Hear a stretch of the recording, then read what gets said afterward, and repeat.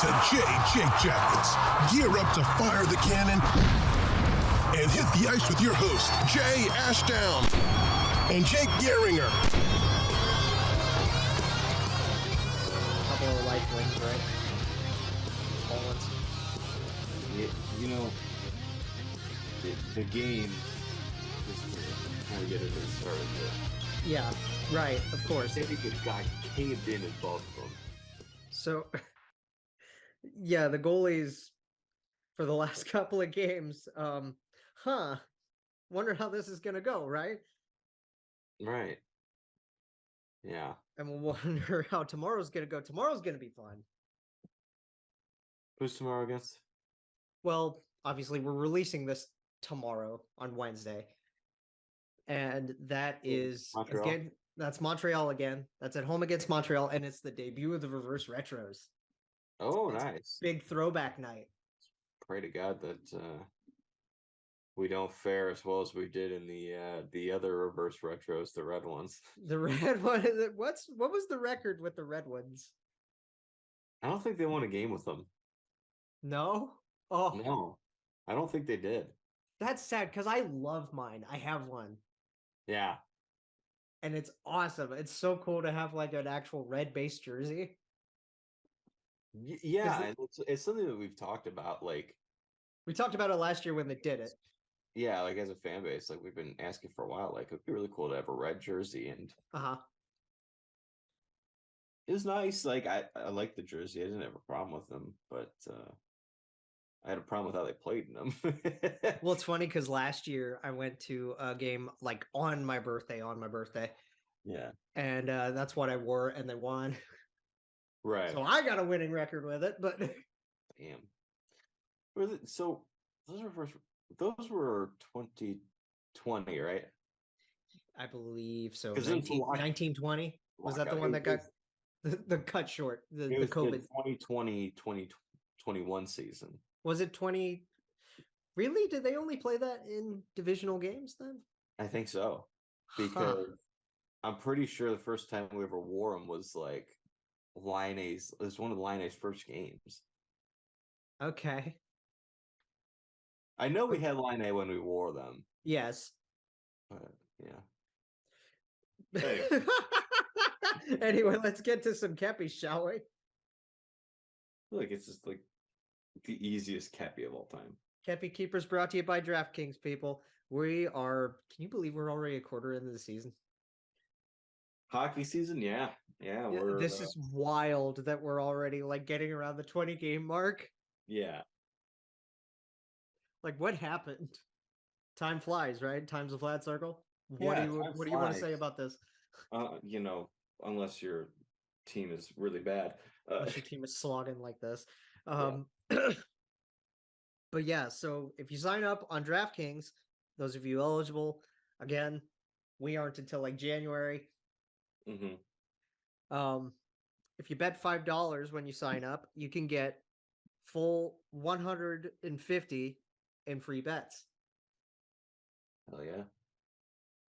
And obviously you have combining bets is a thing. Yeah, parlay, baby. Same game parlays, fun stuff. Mm-hmm. Betting on, I don't know, betting on a Columbus win and a power play goal would be a hell of a parlay. It would be a hell of a parlay because that's like, I don't know. I feel like that's like as unlikely as seeing Rudolph on Christmas Eve. Well, I'm a lucky man. I would have gotten a decent payout with that, huh? Yeah. I'll say this for the NFL. Okay. I have a game to bring to your attention. Oh, you got a football game too? Yes. I was going to say, because tomorrow against Montreal, I think they could do it again. Yes. So, for the NFL, for DraftKings, if you want to bet on a game, Bears Jets. Okay. And you're going to bet no matter what. Doesn't matter if it's Justin Fields or Trevor Siemian starting. Uh-huh. You're going to bet the Chicago Bears to win. The Jets are favored by 4.5. And let me explain to you why the Chicago Bears are going to beat the New York Jets.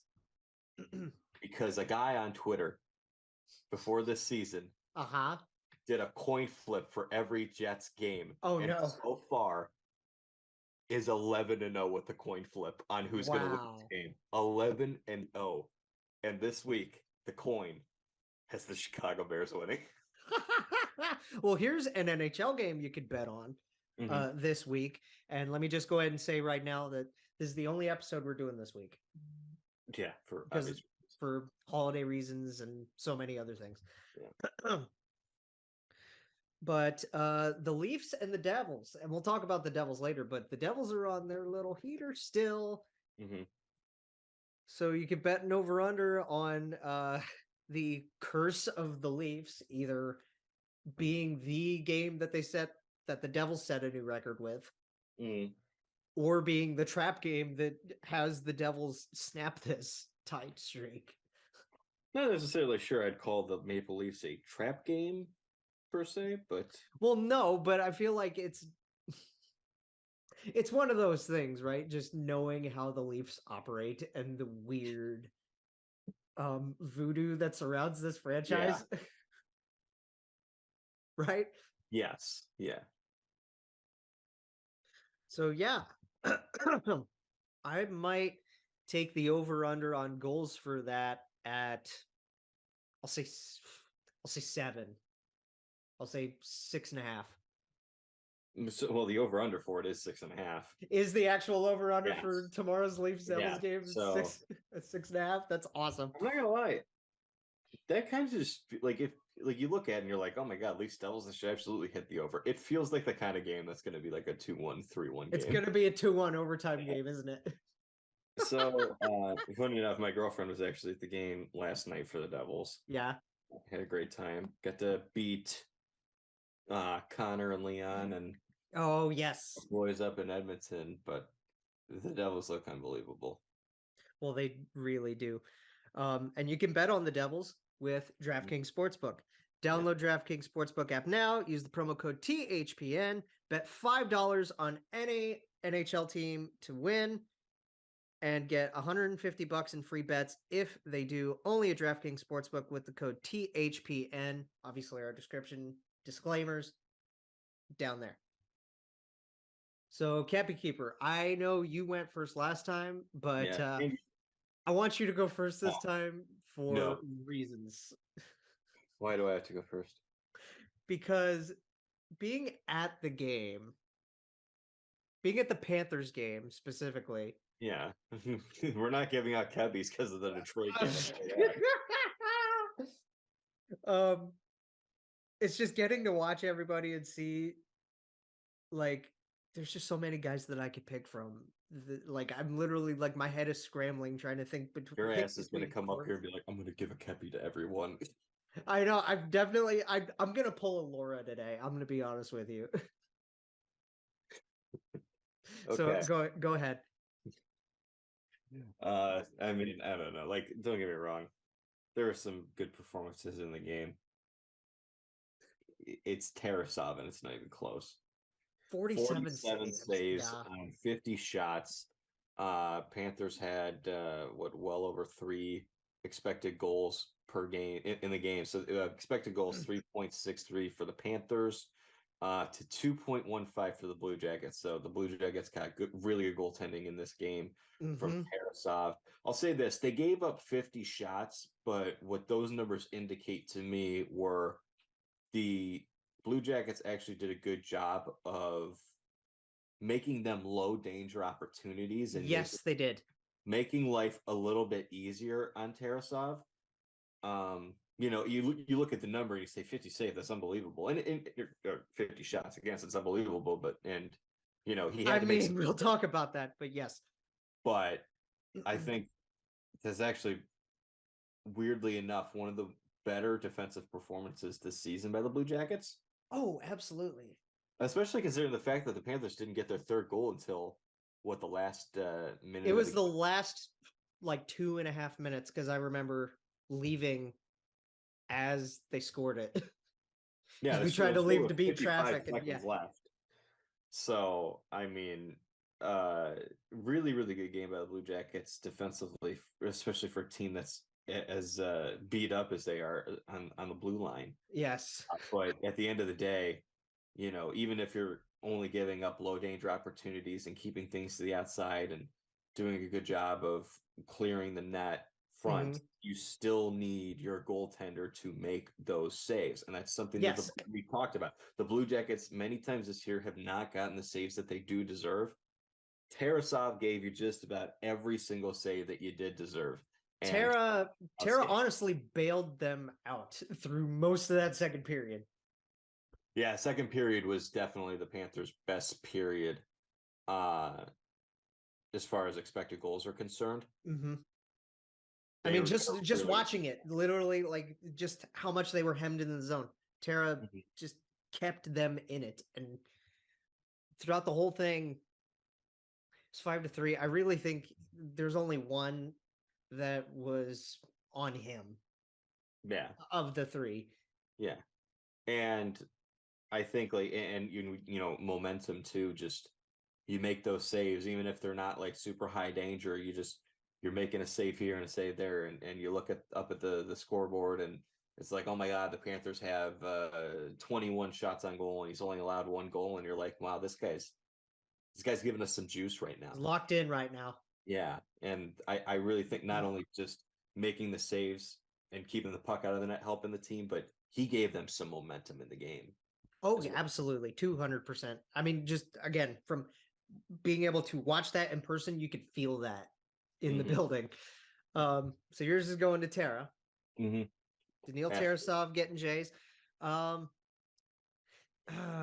Yeah, I'm still kind of stuck. I don't know, okay. Man. Like, I think that the answer's obvious. You gotta go with them. Okay, so here's what I'm gonna do. My actual Kepi Keeper. Yes. It's gonna go to the Port Moody fella. Okay. So Kent Johnson. Beautiful power play rip. Oh my God.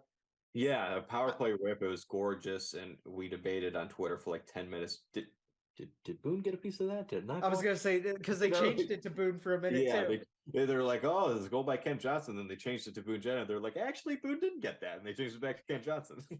Right. So KJ, just what a snipe. Yeah, I love this kid. Secondary assist on that power play goal. Marcus Bjork getting some time on the PP. Attaboy Bjork. Yeah, I think KJ is the big pick, like the actual pick. And again, I've struggled with it because from watching the game, I was like, do I go with Yegor? Do I go with, do I go with Tara? I'm glad you took Tara, so that took off some pressure there. I'm surprised you didn't just go with Johnny. I could have gone with Johnny because his shot was just as good.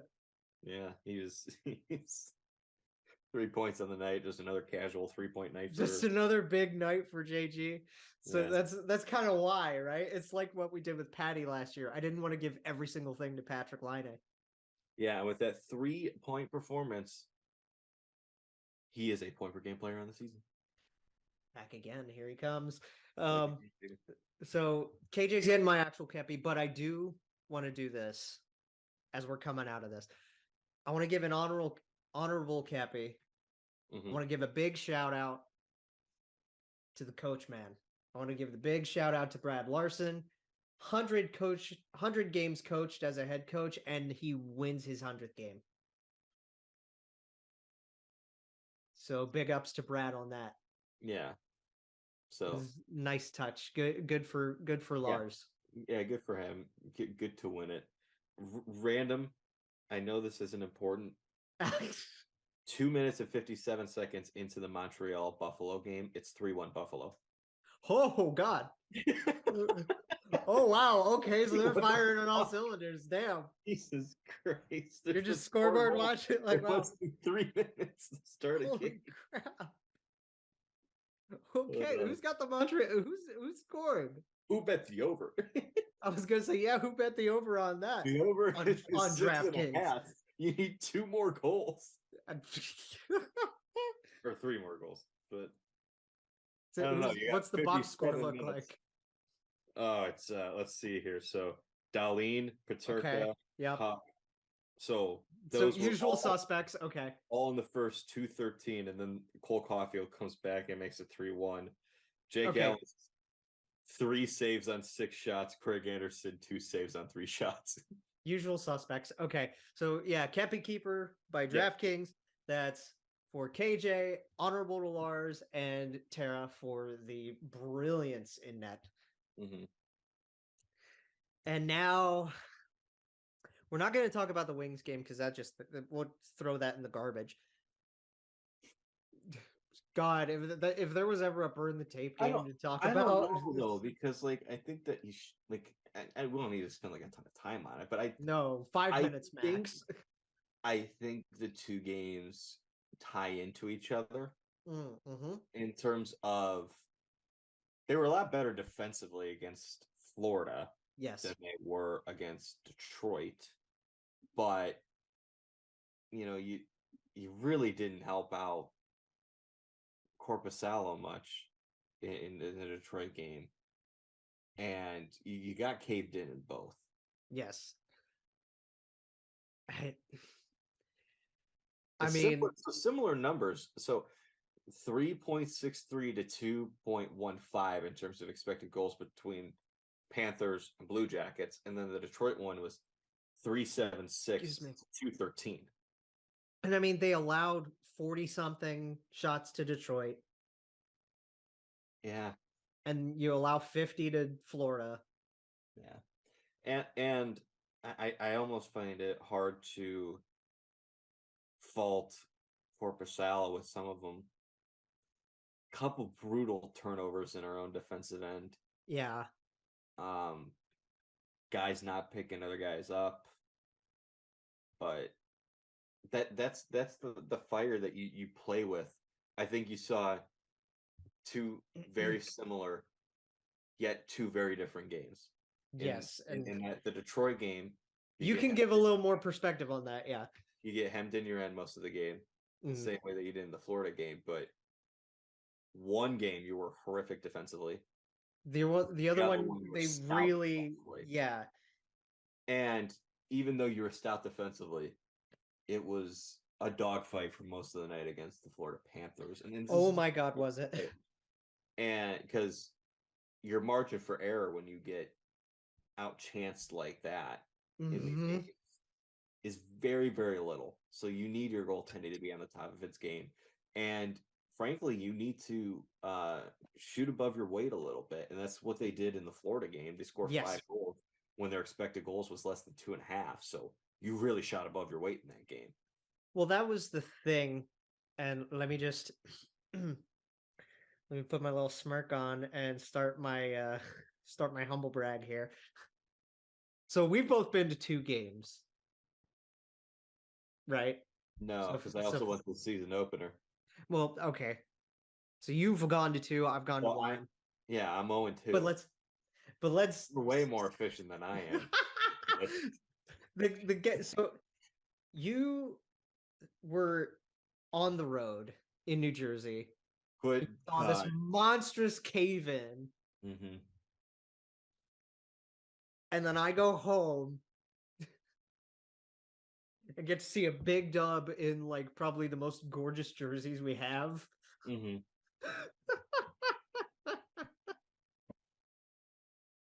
Well, okay. So first of all, fuck you. Second of all, love you. Can I just talk about my experience with the game first and foremost, like just to get that out of the way? Yeah. So we get there. We pre-gamed at B-Dubs around where my dad lives before we headed to the arena. Mm-hmm. And we left B-Dubs so fast that I left my North Face at the bar. Oh. Oops. Yeah, my dad went and got it. So then we get to leave a jacket than to leave a driver's license. God, right? Because we just stopped for food and whatever. But we left so quick because we didn't want to miss anything, right? Yeah. No time for the R bar, which kind of stunk. But like first intermission was fun. I met our boy Boomer. Shout out to Boomer of Bucket and Boomer. Yeah, baby. I missed Ellie. We had a fun little tweet convo about that. That was kind of sad. And I didn't get to see Mike either. I'm sad about that. Shout outs to our buddy Mike Todd. Hopefully next time I'll get to come say hi. Yeah. But Ellie she was like, I thought I saw you, but it was too late. You walked away. Pain. It was sad. I know. I miss that girl. But yeah, first intermission, I got to meet Boomer. He was awesome. Really chill. I think the last time I actually saw Ellie wasn't at a Blue Jackets game. No. I saw her at Guardians Twins in August. Oh, fun. Yeah. Just random little quip. There you go. Shout outs to Ellie for both of us, I guess. But yeah, Boomer was great. And then like I didn't get to do as much as we usually would. Because like a lot of Kyle and Danny weren't there because Finland knocked them out. A lot of our regulars were at the game against Detroit instead. Yeah. So it was really just kind of like, all right, in terms of just seeing people. Game. But yeah, they went to the wrong game. Yeah. Come on, people. I think that's the other thing. I tweeted about it on the actual Jake Jackets Twitter. Which you should follow still. Which you should still follow because this guy's actually tweeting more. It is beyond frustrating to lose games like the one against Detroit. Yes. In the way that you do it, because like you know, you lose a game 5-4, 4-3, or even 5-3 if there's an empty net. Like if you lose a close game, you lose a close game, but you get smoked on your home ice in front of a full house. And I know that there's a good chunk of Vikings fans there. Well, yes. You know, it's not that far of a drive, and there's a lot of them who live in Ohio. But Wings fans, Pens fans, Leafs fans when they come down. Hawks fans. It's like going to a Columbus game is so much easier. Yes. Because for one, it's much cheaper comparatively. 100%. If you're a fan living in, you know, say, as you mentioned, like Toronto or back in the days when they were really good, Chicago. Yeah. It is a hell of a lot cheaper to spend a weekend in Columbus and do a couple fun things, nice little trip, and see a game there. Because people get to experience what Columbus is about in the district, and you'd rather do, you know, spend hours in traffic on the DVP in Toronto just so you can spend hundreds on hundreds of dollars to get 2 tickets in the upper deck and spend maybe some nachos. You know, like maybe would you rather drive. God, I mean, I don't know. It's what, like 2 hours from Toronto to Buffalo, and then what is it, like 4 or 5 hours? So what, 7, 8, maybe 9 hours to drive from Toronto to Columbus and see a game for $50 a ticket? $50 a ticket. Beers are like $10. Hell of a lot better of an experience to do that. So understandable for fans traveling, and I have no problem with that. I love it when fans travel. Yeah, it's a good thing for the sport. But beyond frustrating for this team to, you know, you sign Johnny Gaudreau, you have all the hype around this team. This is the most amount of season tickets you've ever sold since, you know, you got a team to begin with. Yes. All this excitement around this unbelievable hockey player who has lived up to expectations. Yes. And you just get fucking smoked at home. Caved. Completely caved. Caved in. Wasn't even close. And, you know, you're just a casual friend, you know, going to a game who doesn't really watch hockey.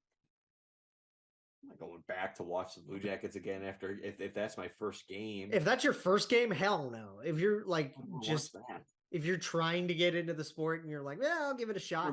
No. I remember back when I was 11 and I was really into hockey. I got tickets to go to my first ever Cavs game, and this is right after LeBron left. Right after. Okay. Yes. They were horrific.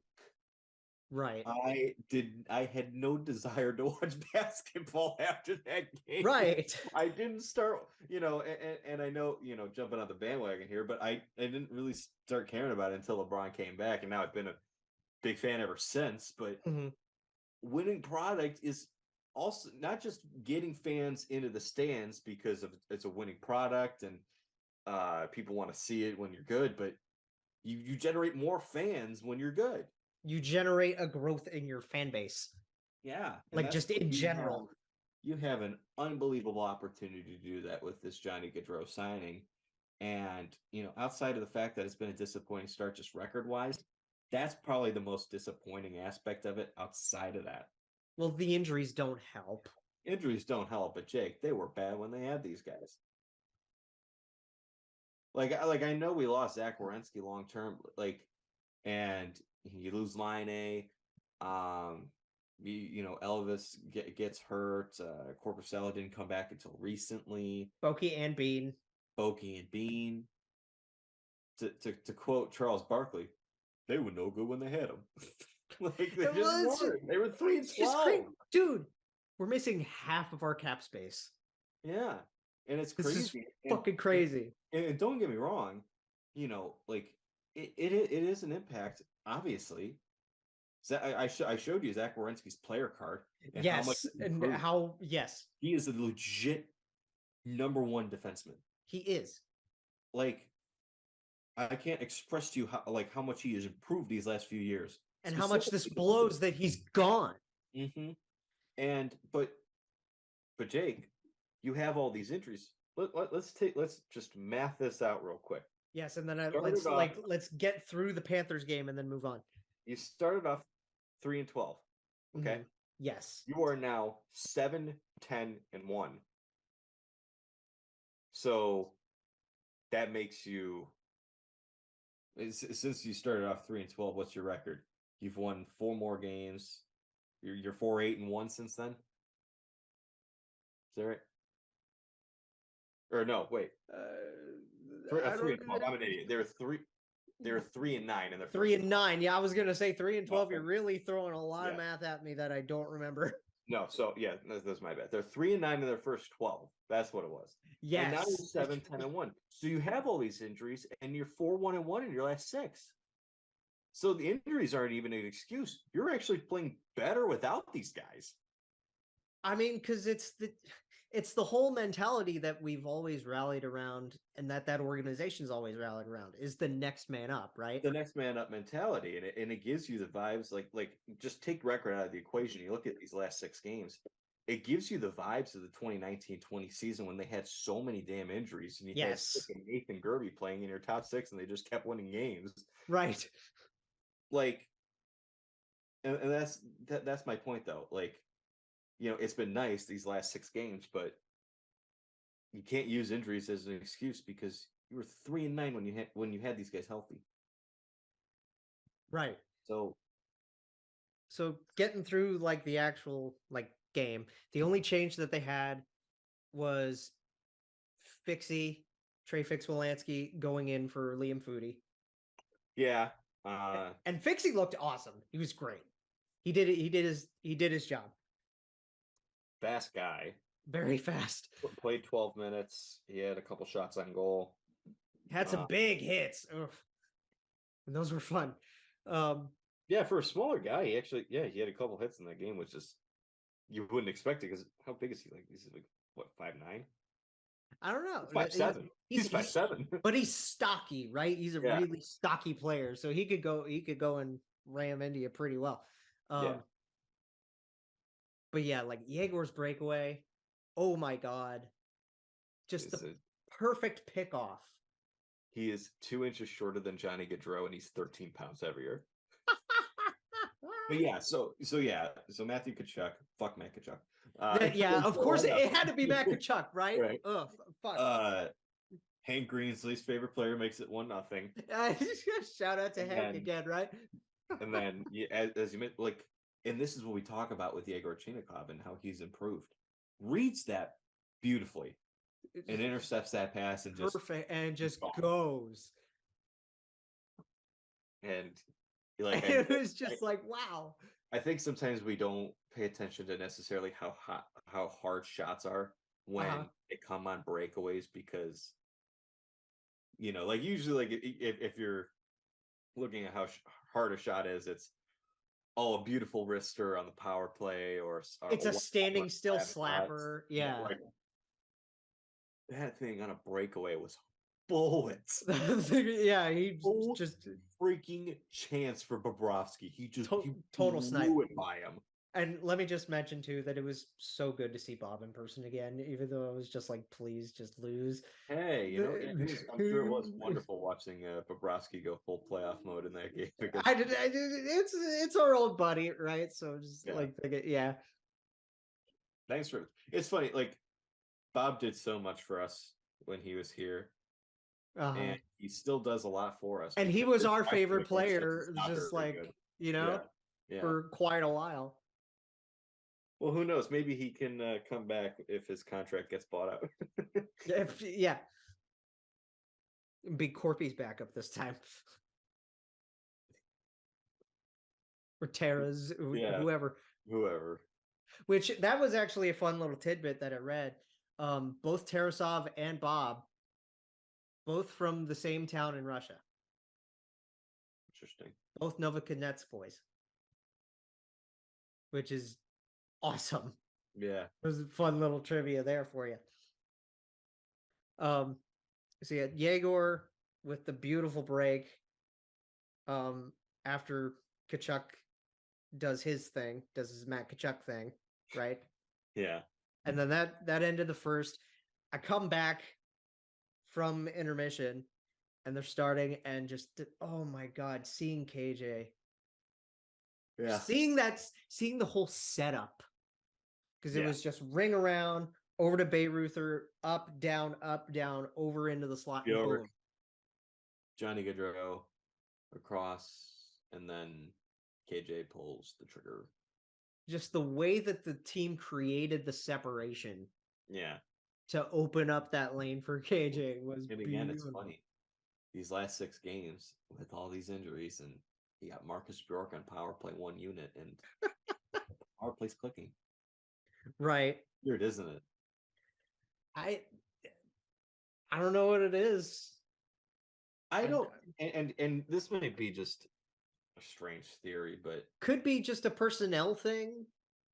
Well, so they've adjusted a lot this season, and one of the things that they implemented was a new defensive scheme, right? Right. Is it possible that some of these players are just struggling with it because they have to make the adjustment, and some of these guys who play in Cleveland are succeeding in it because they don't really have to make an adjustment? They've kind of gotten used to it already. They don't know the previous system. Like, right. They don't have that in them. Like, they're just coming up and they're just doing like what they're told. This is the only thing that we know. Yeah. Could be. Because I know Bayreuther is one of those guys that has to adjust because he was up and down last year. Yeah. Bjork being a fresh signing doesn't. Mm-hmm. Juracek being a kid doesn't. Yeah, and we didn't have plans to talk about him today, but he's been on fire in. No, yeah. Oh my God. So yeah, KJ's blast just. Oh my God. I keep coming back to that because that's probably that and the breakaway are the 2 most memorable goals that I saw. Yeah. Right. Because I don't even know. Personally, I don't even know how Ekblad scored his. Right. From where we were sitting, because we were basically we were high up in the upper bowl and we were pretty much directly behind the net. So Ken Johnson for a guy who is only 167 pounds. Yeah. Bullet. Can shoot the puck harder than I thought he could. 4 goals, 5 assists, 9 points in 15 games. He's doing just fine. And he's barely getting even he's getting way less Calder respect than we thought he would even going into this season. And it's not even like he's getting consistent top 6 minutes. He got 13 minutes in this Right. game. Right. Good in it. So maybe it's just because of the ice time and the line placement and what have you. Yeah. But like KJ, I hope KJ gets a lot more love with his play from media soon, right? Right. But yeah, like I don't even know how Ekblad got his in there. Actually, no, wait. No, yeah, they scooted Tara pretty far out of the crease in order to get that. If memory serves me right. And then the third was bang bang play from our local kid again. Who knew Sean Corelli would be the local superstar over Jack Roslovic? Right. Right. So Ekblad's, they worked the puck around and they got it to him along the half wall. Okay. Space, and he just walked right to the front of the net and was able to slide it by him. Did you? Was that what you were doing? You were watching that back? Okay. Yeah. Because I couldn't remember either. Right.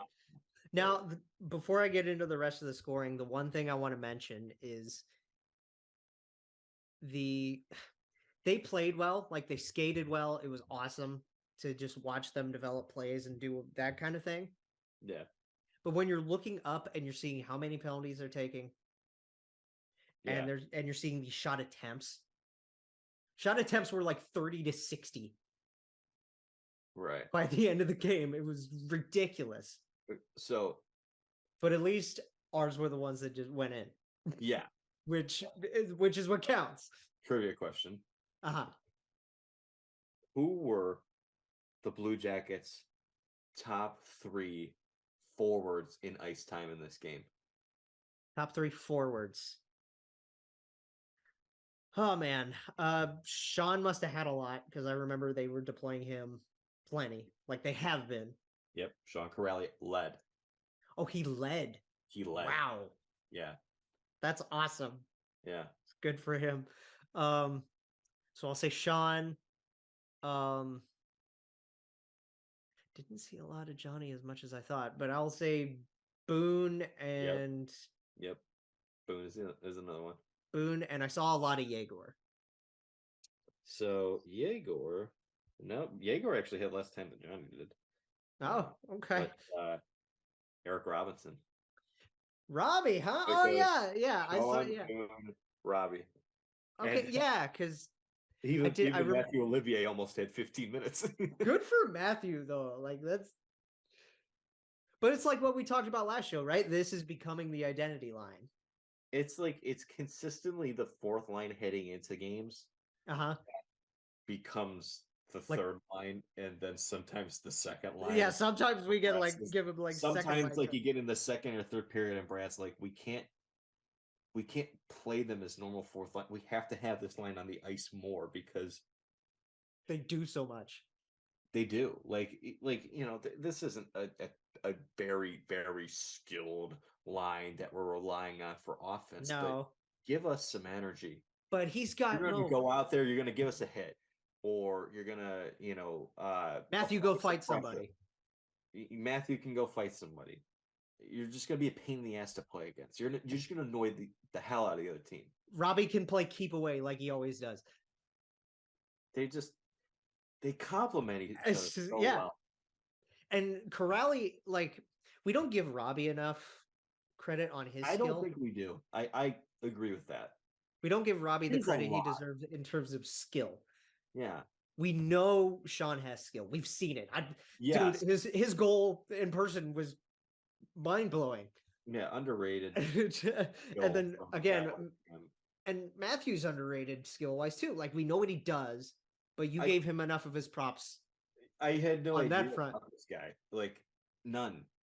I thought we're throwing away a 4th round pick on a dude who sometimes fights in the minors. What the hell is this? And then I'm watching him and I'm like, the hell? No other team knew about this guy? Right, you're like Nashville's got Tanner Jeannot, but they couldn't use this guy in their 4th line? You could have used a Matthew Olivier on your 4th line in Nashville. Sometimes, I've said it before. I'll reiterate it because it applies to every team. evaluating talent doesn't just go beyond organization. You have to be able to evaluate the talent in your organization. Yes. And feels like Nashville kind of whiffed on that one a little bit. And Sean's goal coming shorthanded was awesome too. Yeah. It was beautiful because then we got even strength, we got power play, we got shorthanded. We're getting everything. I got to witness everything. Yeah. It was amazing. And then You would have gotten a chance to maybe see an empty netter if Boone didn't score on the power play there at the end. Right. Johnny, just getting to see a Johnny Gaudreau goal, period, in person. Yeah, you and me both. Just, He didn't see his first though, so. Okay, you can brag about that, right? You can brag about seeing a win. I can brag about. You can brag about seeing his first goal as a Blue Jacket. Yeah. It's funny. I don't think he has a goal on the road yet. No, wait. Oh. Oh, he didn't score in New Jersey, did he? No, they got shelled. The only guy who scored was Chinikov. Oh, that's right. It was Chinny. That's right. No, I don't think. I think every single goal that Johnny scored's been on the road, and they asked him about it before, right? And he was like, "Well, I guess I just love playing here." Yeah. And it's just like the most Johnny. It's still that like magical element of him signing here in that answer, because it's like, this was my decision. This was a full off and on ice decision that I want to be here. Mm-hmm. I want to be here for these fans. I want to score here. I want to do everything here. Not just for 1 year, but 7 years. Exactly. And again, that's the magical part of his whole, like, the whole offseason, right? Yeah. The pass from Gus to Johnny was great too. Well, let's give our Gooses credit. Mm-hmm. Dude deserves it, and Johnny just he is him. His player card is just he is him. It's so stupid. I'm sure it is. You want to read some of it? Okay. Projected WAR percentage 97%. Uh-huh. EV offense 95. EV defense 70. Shot up from last year. His defense has gotten better, even moving away from Daryl Sutter. Good. Power play 87. Finishing 88. Goals per 60 90. Primary assists per 60 99. 97. Competition 95. Teammates 100. Holy, he is just okay. Unbelievable. So Boone. There's not even a tiny shade of red in this entire. No, it's all like sky blue and dark blue. Yes. Oh my god. Okay, so Boone scored as my dad and I were leaving the concourse. Wow. To try to beat traffic. Did you succeed? I didn't get to watch it, no. No, did you succeed beating traffic? Kind of. That's what I say. I think it's a myth, unless you're leaving like 5 minutes early. Yeah, 5. Well, we left about 3.5. So it's like... See, should have left a little bit sooner. I guess. And then Colin White, just whatever. Yeah. That was kind of a whatever kind of goal. Just like, yeah. But so let's just wrap this by saying, like, we talk about trying to find someone that can fit while Patty's out, because we know how much chemistry that Boone and Johnny are developing. Yeah, and they only played Bemmer 8 minutes, so I think that doesn't help. I'm honestly at a point, like, nothing against Bemmer. I like the guy. Yeah, I do too. Just stick with what was working and make it Johnny, Boone, and Goose. Goose, okay. So That's been their most effective offensive line this season. That's one thing to consider, because we know that it works. Mm-hmm. But here's another thing that I want to try. Right? Mm-hmm. Well, I think I know what you're going to say here. I guess 2 things. Is it KJ, Boone, and JG? KJ's the honorable. Okay. That's not the main one I want to see. Okay. But though I do really, really would love to see KJ with those two. Like, how crazy would that get? Johnny Gaudreau, Boone Jenner, Matthew Olivia. No. Well, no. Who's the? I want to see Jagerbrom get some time with these guys. That's another one that I think would be. I want to see Chinny up there. Yeah. Because he's gotten mostly second, third line time. And we know what he can do on the second line. And I think no issue. Like I think both KJ and Jagger would have earned it if they get bumped up to line one with those two. Yeah. I think they have more than earned that respect, specifically in this little streak that you're on. Right. Yeah, I'm not against that at all. I'm at a point where I kind of would just like for it to be Gus Nyquist up there because it's probably your best option. But if you're looking more towards the future, which there's nothing wrong with, and figuring out what fits, that is absolutely something that should be on the table. Well, that's the thing, right? Is like we are as a team at a point in the season where it's like, okay, this is the decision we have to make. Do we want to try to stick with what works? Or do we just go for it and play the kids? Right? And I think probably before the injuries, but it's been a question, like when it comes to playing the kids, is it up here or is it in the minors? Right. You're not going to send Kent Johnson or KJ's not going down off the minors, but I lean more towards playing the kids, and giving them a shot throughout the lineup. Like, keep your fourth line together. Yes, that's what I do. Keep your fourth line together. Put Gaudreau, Jenner with Gus Nyquist, and then let the kids figure this out for themselves in the middle six. Okay. I do want to see KJ and Yegor get tryouts. Yes. I want them to get tryouts with 13 and 38. Yeah. No doubt. I'm not against that, but I'd be intrigued to see maybe a line of Kent Johnson with Yegor and Bemmer. And let me just, before we get out of here, I want to shout out Gauntz too, because I know he didn't play much. Yeah, but what I saw, he did brilliantly. Yeah, he was great. We've talked about his role, and it's a small role compared to other roles on the team, but still an important one. And then Goody's key face-offs is big. And then Goody's penalty. That's another thing that like they called it interference. Yeah, it was a cross check. Hits. It was a cross check. Yeah.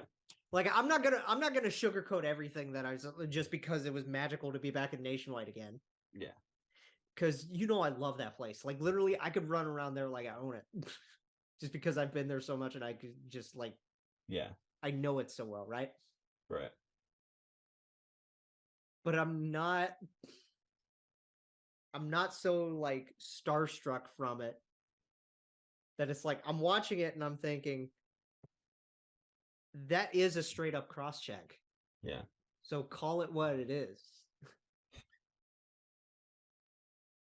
His player card is so unbelievably funny. I know it is. And you've read it before. I don't have it in me to read it right now. Don't do it again. We got to move on. Yeah. But yeah, little bit of bragging rights for both of us. How about that? Yeah.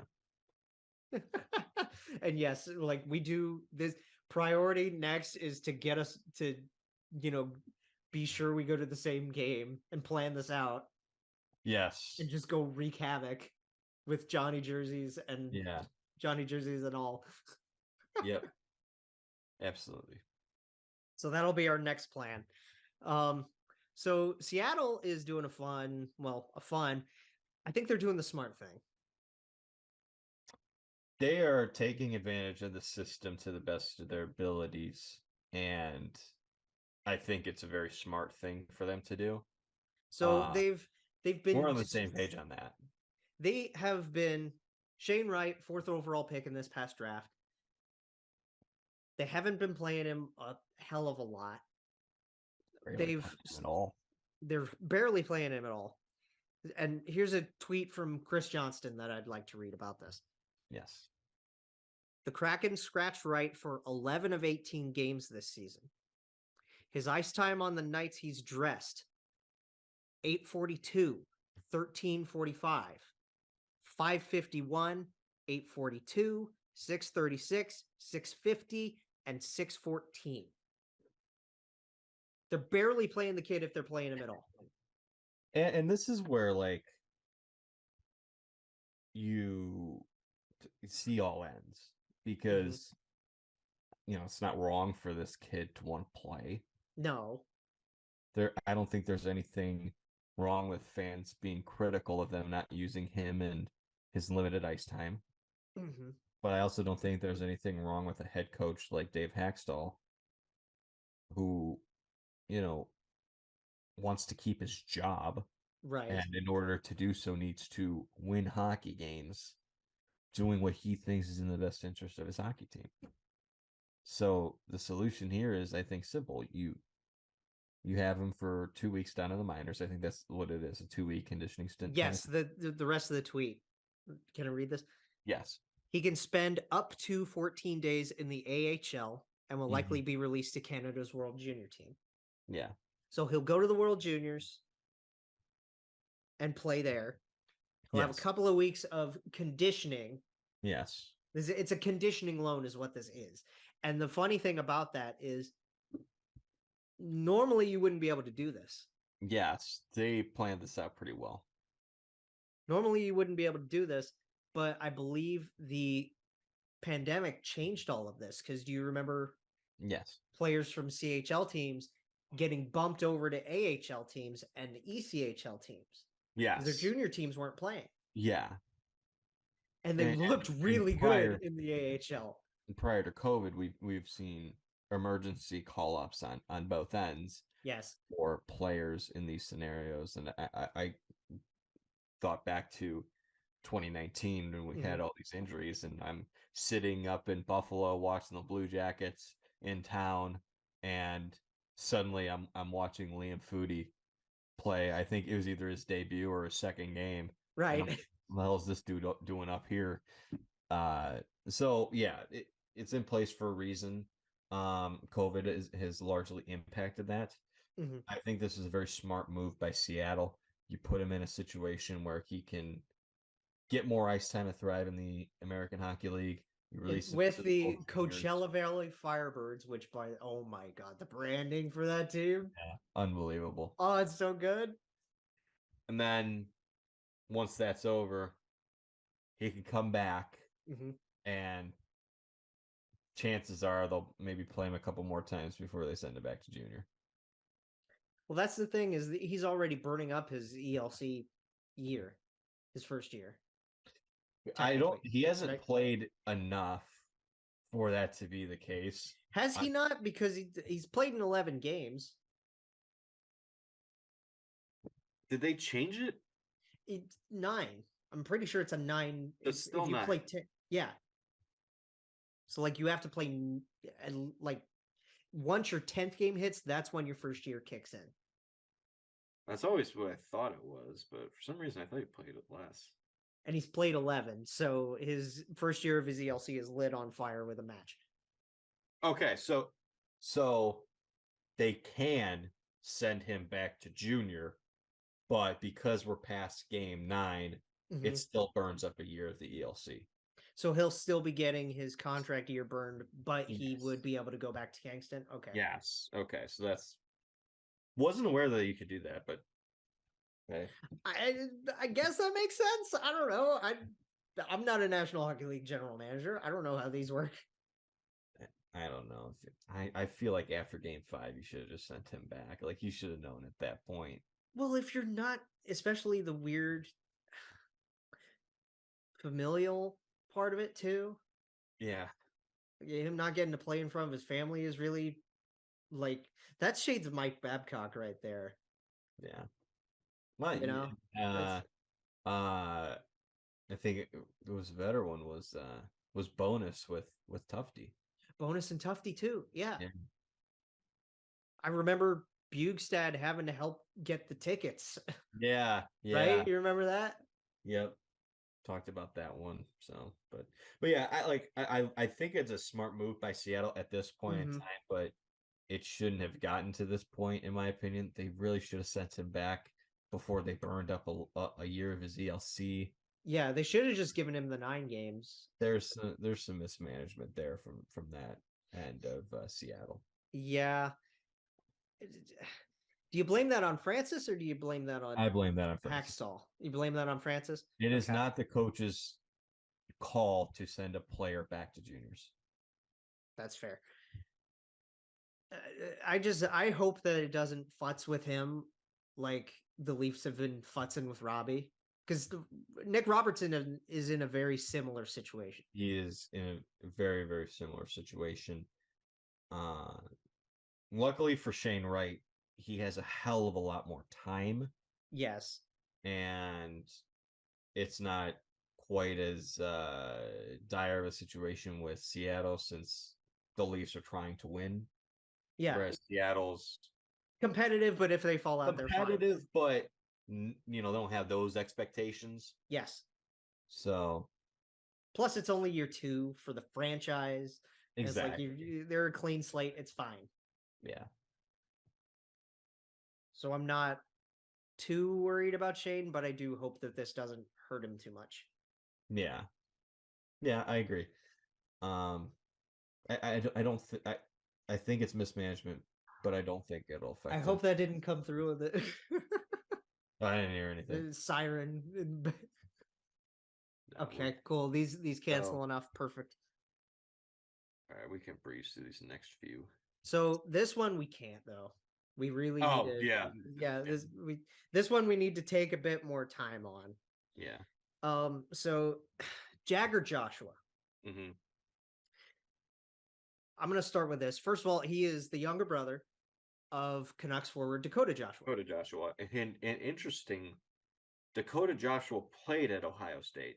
Yes, and let's say this. We've talked about incidents like this plenty, and we're going to continue to. Yes. We've talked about it in other pro leagues. Yeah. We've talked about it in the American Hockey League, so in the E, it's happened. Yeah. In the NHL, it happens still, which is disgusting to see it at the top level. We haven't really talked about it at the college level. No, and this is one of the first. Yes, this is at the college level. So, Jagger Joshua, who plays for Michigan State, who were playing his brother's alma mater. Yes. Ohio State. They were in East Lansing. This was a game on Veterans Day. Joshua said and I'm just pulling this part from a Sports Illustrated article to just detail the case, right? Mm-hmm. Joshua said one of the Ohio State players directed a racial slur at him, quote unquote, multiple times during the course of this game. In one instance, an official heard the slur, Joshua says, and issued the Buckeyes player a misconduct penalty. The box score shows the player was given a 10-minute game misconduct penalty in the second period. Mm-hmm. However, Joshua said that the Big Ten and Ohio State investigated the incident and opted not to take any further action, a decision he said left him feeling confused and pessimistic. Quote from Joshua, "Acts of racism do not belong in hockey, as they can discourage African Americans and minorities like myself from playing and loving this game.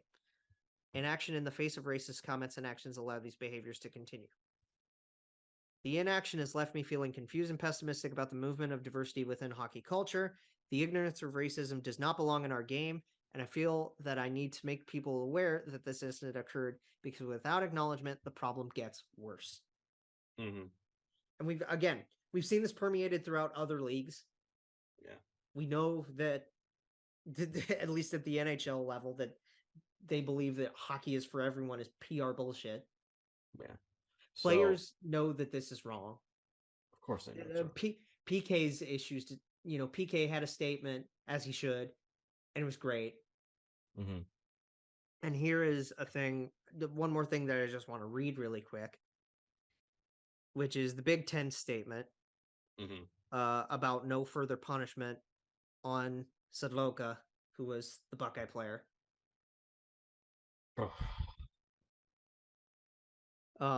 Beyond a game misconduct for the targeting and the gestures and all of this. Statement from the Big Ten.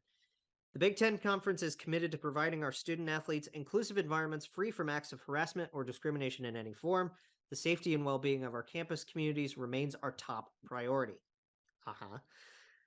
The conference office, I don't know why I can't, it's late, collected and evaluated information from the Big Ten Conference ice hockey officiating crew, the OSU, Michigan State, and available video footage stemming from an incident involving ice hockey student athletes from both member institutions at MUN and East Lansing.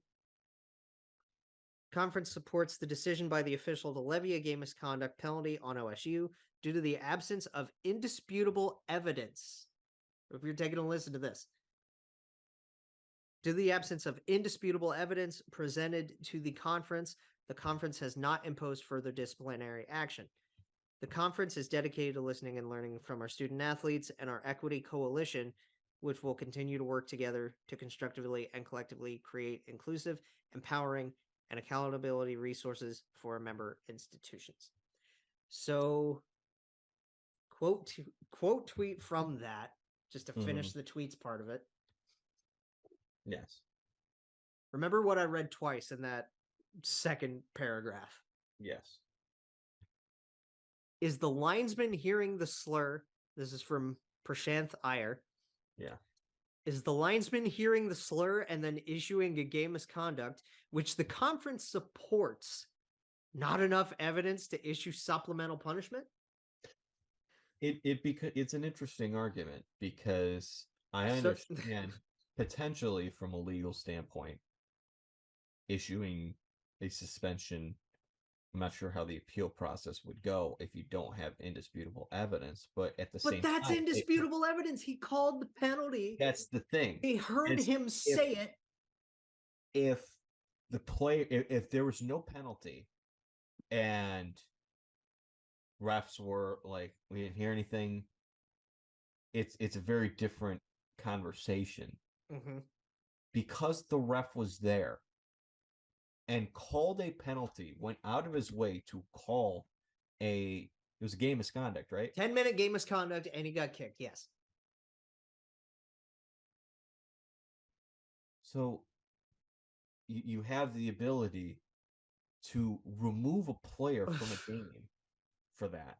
For an incident like this, yes. But you don't have the ability to further punish the player who has already been punished as much as possible at that present moment in time with being removed from the game that was at hand. I think that's bull. I think that's total ridiculous. They can do that. Yeah. I feel like they can do that. Yeah. They just chose not to. Yeah. I don't know. I don't have any. So it's just another. It's just it's another. And the big reason why I did $1 in the swear jar, right? Right, and it's a school. It's a couple of schools that we are invested in. Yes, Ohio State. It's Ohio State. Granted, I don't watch Ohio State hockey, but still, it's and it's a good program. It's a great hockey program. It's the school that I care about. I watch the football. It's like would be really nice if we could hold our people accountable, whether if it's football, basketball, hockey, water polo, cricket, croquet, club bowling. Shit. Just hold them to a higher standard. Yes.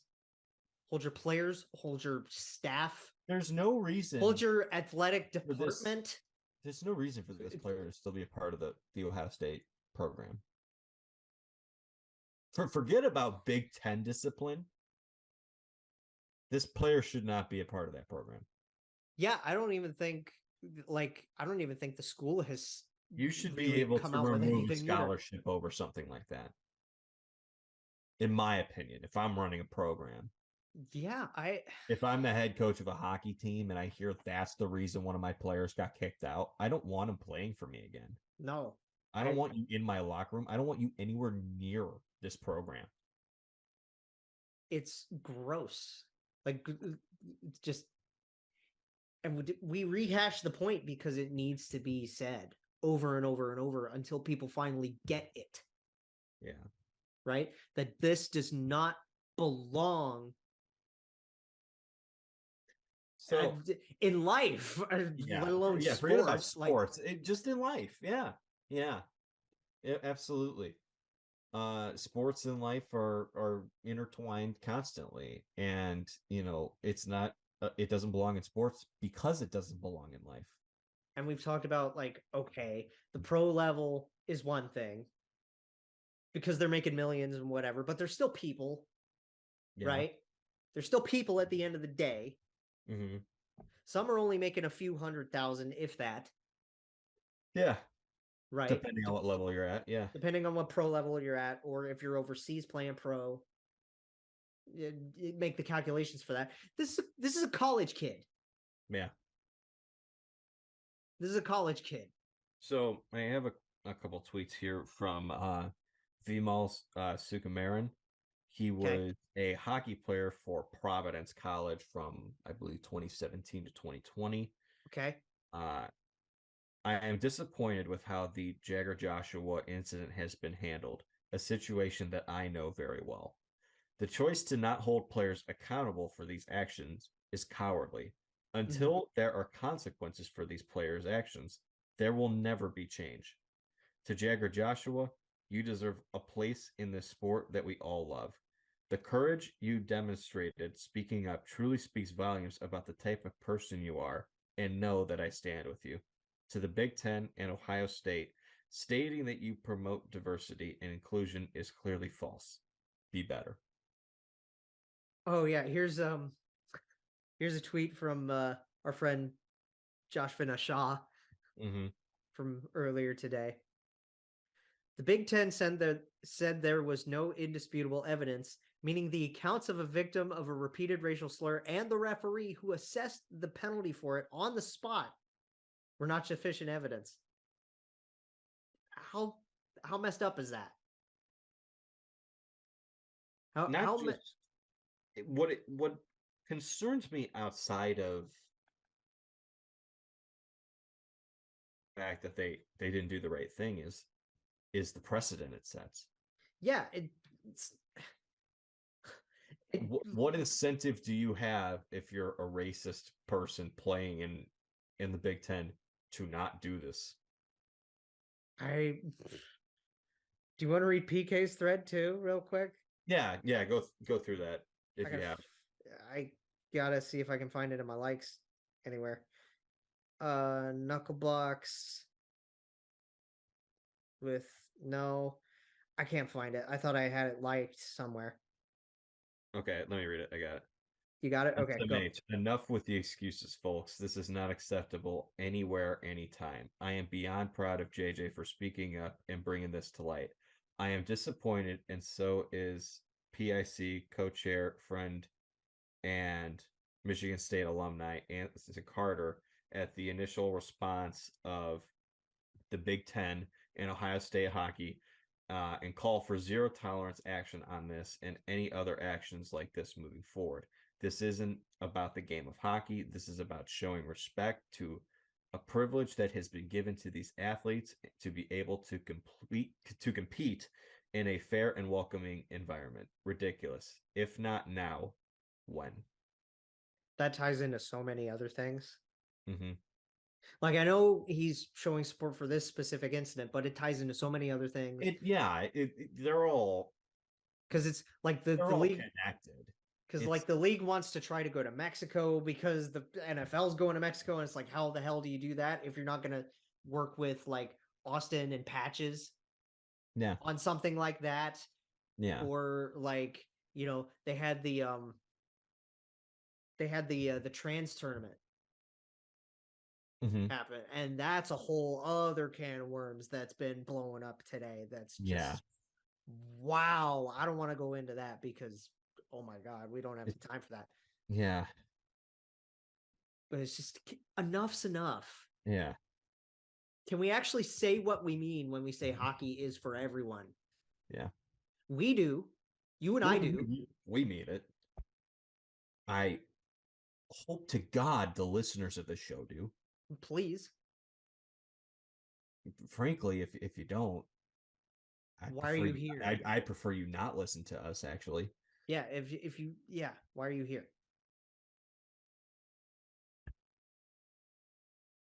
It just I like I don't even know. I don't care what you look like. I don't care what you look like. I want to see people be able to enjoy this sport, be able to play the sport. Yeah.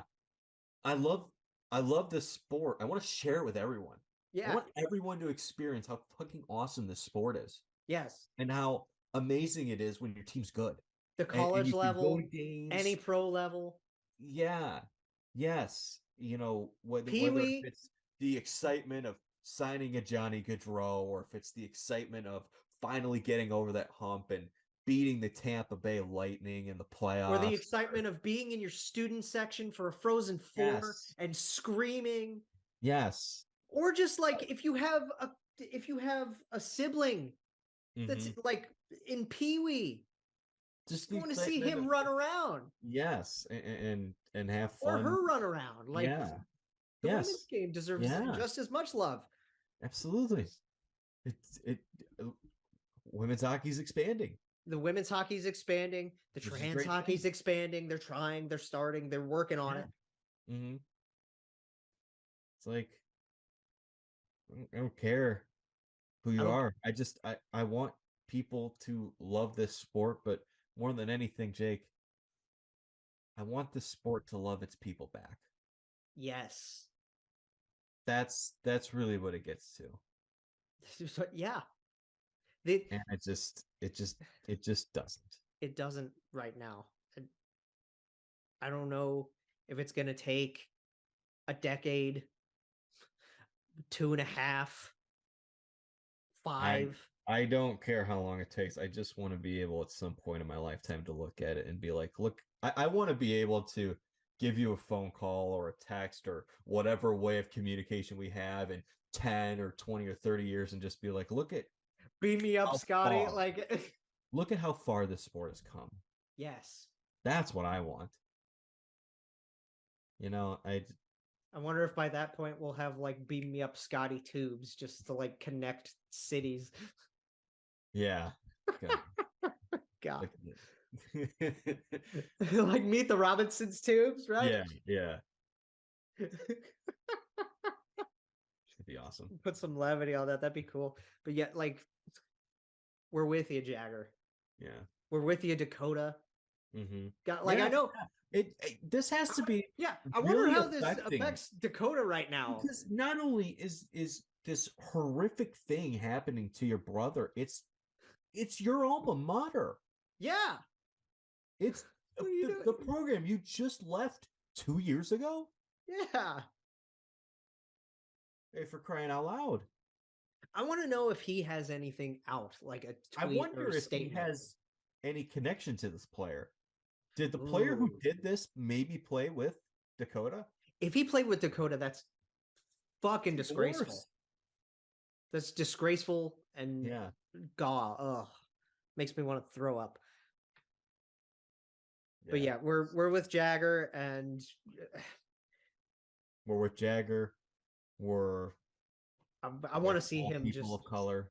I want to see him just light it up for the rest of the year now. Yeah. I'm gonna be keeping track of Michigan State and keeping track of Jagger stats. Just like not even like of course I wish him success on the ice, but I just more than anything I hope the rest of the season and for the rest of his career he can and just in college, like if he's studying go on the ice without having to worry about this. If he's studying anything, I want him to be able to like walk around campus and like, just be himself still. Yeah. Right? Like what if he gets flack from this around campus? Yeah. Yeah. As you know, there's going to be a ton of people on campus who support him, but you're right. There's going to be people on campus who don't. Shit about it. Yeah. Yeah. So yeah, this is a whole thing that we really did need to address that's just been unfolding over the last few days. Yeah. And we stand with Jagger. Yep. So just a couple more fun things to wrap this up. Devils keep winning, man. Yeah. They're still going. They tied the franchise record. Yeah. Fun game last night. Packed house, loud as hell for Devils Oilers. Shout out Neil. He was there for Hockey Fights Cancer Night. Yep. So once again, even with the two players gone from their respective teams, the Devils still win the Hall for Larson trade. Really, just God, like forget about them. Just I love that you connected all the way back to that. Like they're so much fun. They are a lot of fun to watch. It's just so like, do you know what they like remind me of? Huh. They remind me of how I play Chell because it's just go all the time. Like, oh yeah, because they have that kind of talent, and this stretch reminds me of Vegas a little bit. Eric Hollis said that too. Yeah, that's exactly why I said it, because he was both, right? Because Holla reminded him of Vegas. Playing very free. It reminds me of our 16 game winning streak back in the day. Yeah. But let me tell you, like, Brat's been phenomenal. Of course he has. What's the hashtag, right? The hashtag, right? Jesper Bratt is the best player in the NHL. Yeah. He's incredible. Hughes is unbelievable. Dude, Nico is doing Nico things. And I think more than anything, though, this is the catalyst. Like, all the things the Devils have done, they got a goaltender. Vitek Vanacek looks awesome. Yes. They upgraded the coaching staff. They got Andrew Burnett. And Lindy's buying in. They brought in John Marino. John Marino has been such an engine on that back end. Everything they could have asked for, right? Everything and more. But I think the biggest, I think the engine in all of this is Nico. Absolutely. He is, not only has his play on the ice improved offensively, and he's always been good defensively. Right. He's becoming a complete player, but really, he's finally, in my opinion, becoming a captain. He is, I mean, when was he named captain? Last year? I think it was before that. Really? He's been captain for a little bit now. This is definitely like the year that he is the captain. Like, this is rounding into form as a captain, right? He was named captain in February of 21. Okay. So yeah, that was 2 seasons ago. That was the bubble. Yeah, that was the interdivision year. Mm-hmm. So he has had a partial season and then one full season. Yeah. So decent amount of time, probably over 100 games as captain of the Devils and head before this season began, and I think he gets it. And they're buying in at every phase of the game. I have friends who are thinking ahead about what they could do to try and upgrade the team, and I don't know if you can right now. I don't know if you want to right now. Well, that's the thing. Like, who can we get at the deadline to make this team a cup contender? And I'm like, what do you'll probably, things will change because there will be injuries, and Palat's going to come back at some point. And what is their weakness? I don't see any flaws right now. I don't see any flaws right now. Goaltending. You've got I would say the best defense in the league. Yes, and an arguable Your top top six is your top six is arguably comparable to Boston. Your top six is top six in the league. Yeah. Like, I saw this meme earlier tonight before we started where it's, the meme of like objects in the mirror, right? Yeah. The guy driving the car and the dude sprinting. Yeah. And the guy driving the car is the Bruins and the guy sprinting is the Devils. Literally. But, hey, you know what it is? Huh. It's the Pavel Zacha trade. Hey. It's how everything's connected. The Bruins got better after letting go of Bruce Cassidy, and the Golden Knights got better getting Bruce Cassidy. Yeah. The Devils got better getting rid of Pavel Zacha, and the Bruins got better getting him. There you go. Those are your three. Well, because it was Holla for Zacha. Yeah. So that total swap was like, wow. Yeah, and Holla has had some terrible puck luck. No, his luck has been rough, and I'm so happy playing well. I'm so happy he got his first goal. Yeah, it is great. Hall of Famer. Let's go. That's right. I know we're Blue Jackets fans. I know we're Blue Jackets fans. Right? Yeah. But like, God, I can't help but love this team. Yeah, God, they're such a likable team. They've got an incredible fan base. We know a couple of them kind of personally. Yeah, it's awesome, and it's so good. I'm glad to see them playing well, but it's just I think more it's the plug and play that's just really astonishing to me because this team started their 13-game winning streak the second that Andre Palat got hurt. Oh, yeah. Just incredible because he was playing well. And it's like, oh, Palat's hurt. Well, we're just going to put in Fabian Zetterlund and we're going to win 13 straight games. And Fabian's been slow. He's awesome. He's so good. That is a total gem, right? Well, because what are the lines? A beautiful Swiss Army knife with amazing hair. It's Tatar with Hischier and Zetterlund, right? Have you seen Tatar's stats this season? His underlying numbers? He's going Selke caliber. Yeah. Where did this come from? He has never played defense like this in his entire career. And then who's usually playing with Jack? I'm trying to think of who's usually playing with Jack. They put it would be Palat. Yeah, they put him with Palat early on. Right. But now that he's out, I'm trying to remember off the top of my head. It would be Zacha, probably, if he's not on the third line. Well, Zacha's not there anymore. No, right. It's Holla. So Holla. Holla at your boy. Holla at your boy.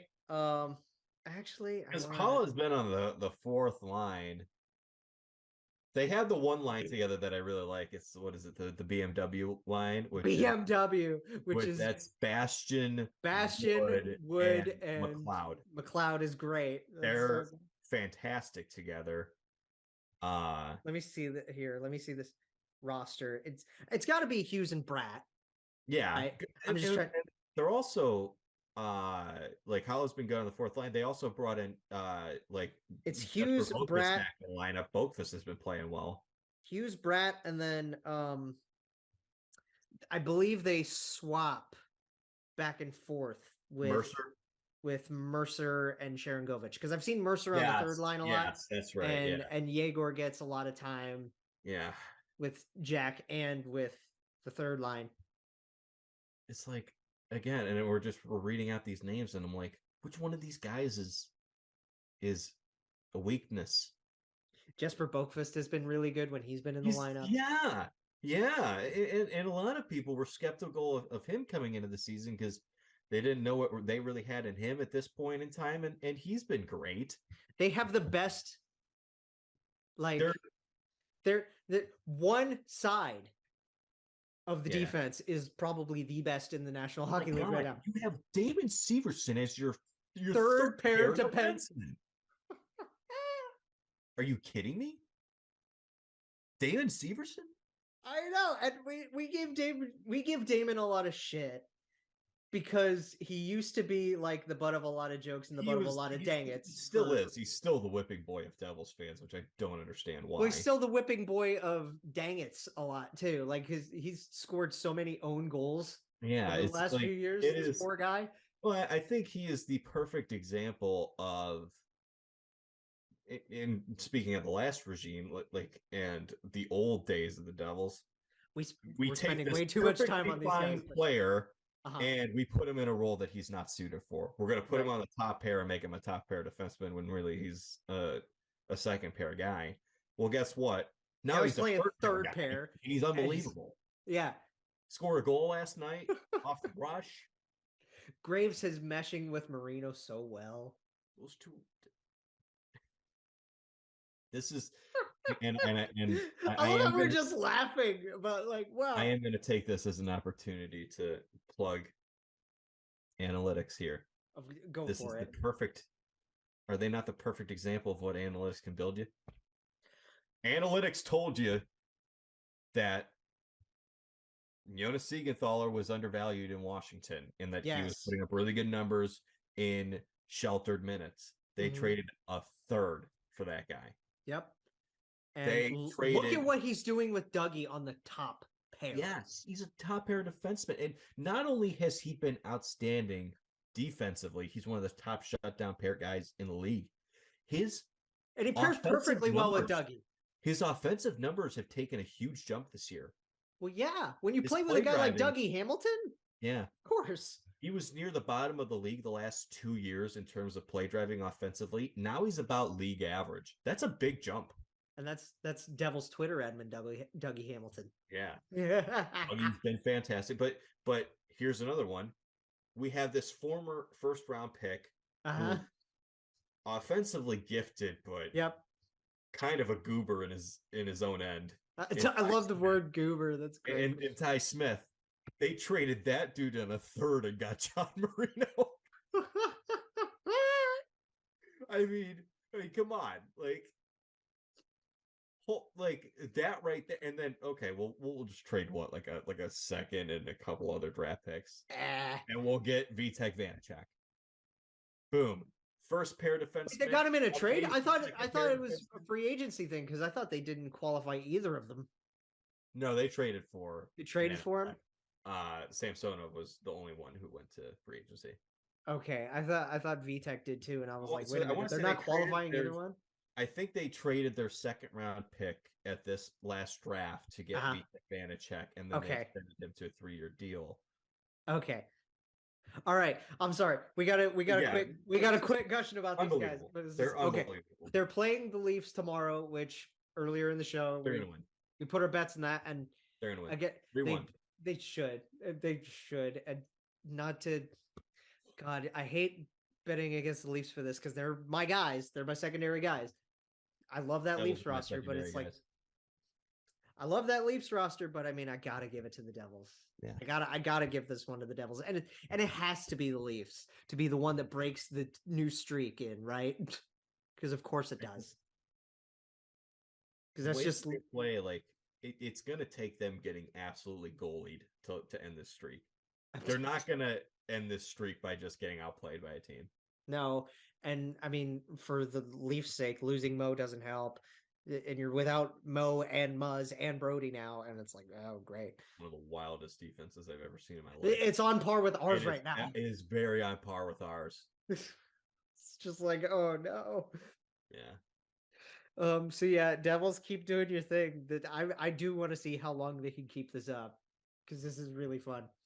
I do too, but at the same time, I'm gonna be very sad if they get to 16. If they match ours, yeah. Yeah. No, I want them to get it to 15 and then just and then stop. Maybe. Yeah. All right. Last thing I want to get to, I want to give a big shout out to the Selkie, to the best Selkie man out there, Tomas Tatar.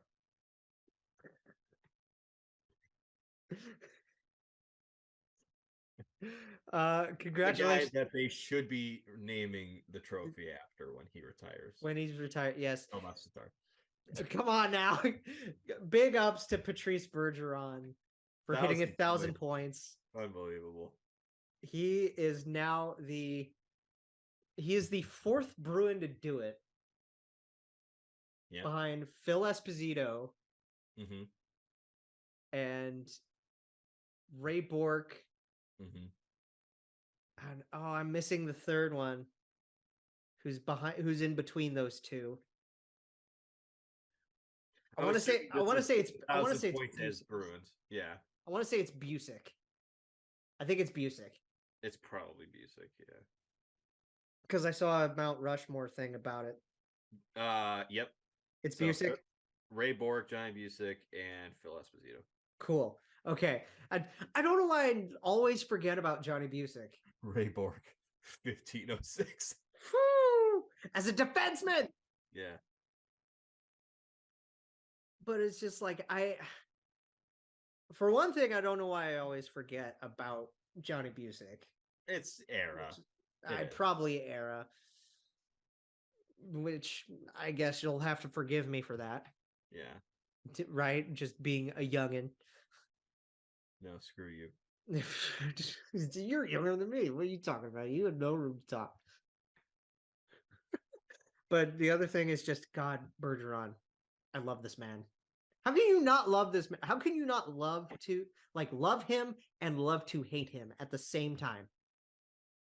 Yeah, I remember back to one of Steve Dangle's LFRs that always makes me laugh was he is When he first talked about meeting him? He is so annoyingly perfect. Yes. Like yes, an annoyingly flawless human being. He's like, I mean, his whole thing from when he got to interview him. Let's see it. How he wanted to be mad and he couldn't. Yeah. Right. Look, nicest guy ever. One of the greatest competitors in the sport. One of the most respectful guys in the league. One of the best leaders and captains. How perfect was it that it was a goal from, he scored a goal off a pass from his buddy Brad. Yeah. It's the only way it could have been more perfect if it was like Krejci was in on it. Yeah. Seriously. Yeah.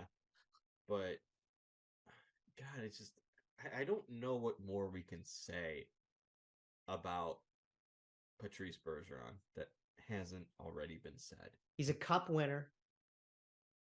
He's won the Selke more times than anybody ever will. Mm-hmm. Literally ever will, because they should be renaming the award. Yes. When he's done. Yes, he has won the Bergeron Award 5 times. He has a King Clancy to his name. Yep. Stanley Cup. Yep. Over 400 goals. Plus 266 in his career. He is part of that legendary 2003 draft class. Mm-hmm. Right? 167 career playoff games, 49 playoff goals, 127 points. Plus 48 in the playoffs. Oh my God. He has everything you could ever really want. He's been a captain of the team. He was an alternate captain for ages. He was career 58.8% face-off percentage, which is decent, really high for a whole career. For a whole career, that's awesome.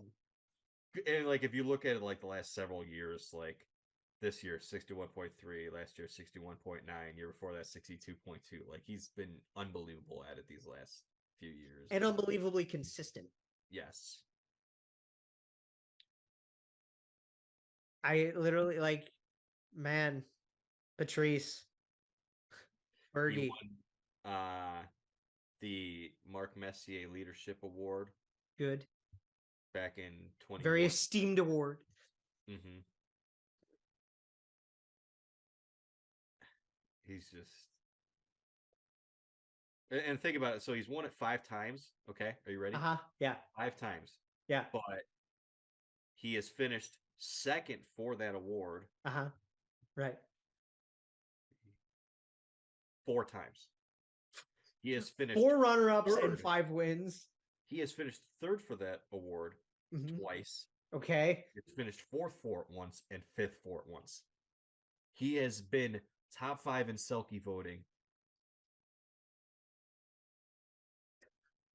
Counting up. Go ahead. Keep going. 13, Yep. Not only has he been top 5 for 13 years in the NHL, the last 13 years. Over just these past 13 years. Every year he's been top 5. Starting back in 09-10. He is the two-way center. Mm-hmm. Goes 5th, 4th, 1st, 2nd, 1st, 1st, 2nd, 1st, 3rd, 3rd, 2nd, 2nd, 1st. Insane. I'm just throwing my hands up in the air because it's just like, what? Seriously, what else can you say?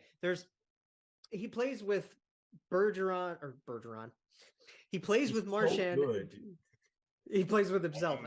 Keep going. So, like, playing with Marchand and Pastrnak, obviously, there's a reason why they call that line the perfection line. Yeah. Yeah. And he's a big reason behind that. I mean, he is the perfection in the perfection line. Kinda, yeah. Yeah.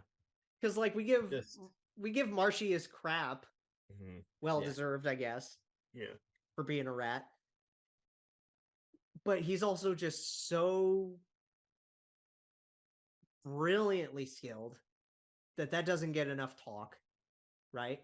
Mm-hmm. And then Pasta is just unreal. Yeah. Like, he's a freaking Martian. Yeah. In terms of a hockey player. They're unbelievable. I think it's fair to say at this point. Yes, let's close this out. Wrap this up. The Boston Bruins have been around for a long time. Original 6 franchise have had some unbelievable players for them. Their 100th season is in just a couple of years from now. Yeah. This is their 98th season. And Patrice Bergeron is top 2 in terms of faces you think of when you hear Boston Bruins.